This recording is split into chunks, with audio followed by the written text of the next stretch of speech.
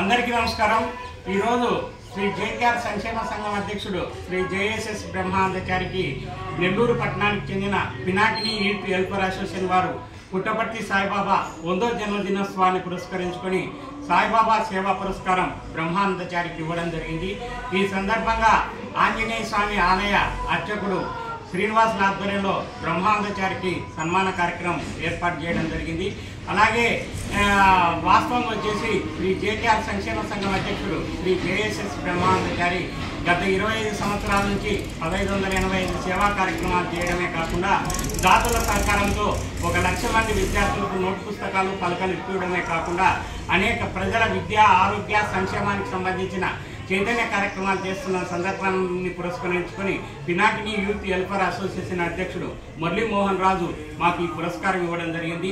ఈ పురస్కారం ఇచ్చిన మురళీమోహన్ రాజుకు, నన్ను సన్మానించిన శ్రీ పూజారికి శ్రీనివాసు గారికి, బాలహనుమంతు గారికి, ఇక్కడికి వచ్చిన అందరికి కూడా పేరు పేరున మీ కృతజ్ఞత తెలియజేస్తున్నా। మీ అందరిని అభిమానించే మీ బ్రహ్మానందచారి కృతజ్ఞతా వందనాలతో। నమస్కారం సాయి। నమస్కారం హనుమంతు। పుట్టపర్తి సాయి సత్యసాయి సేవా పురస్కారము ఇచ్చినారు, దేని గురించి ఇచ్చినారు సార్? చాలా సంతోషం బాలహనుమంతు, చాలా మంచి క్వశ్చన్ అడిగినావు।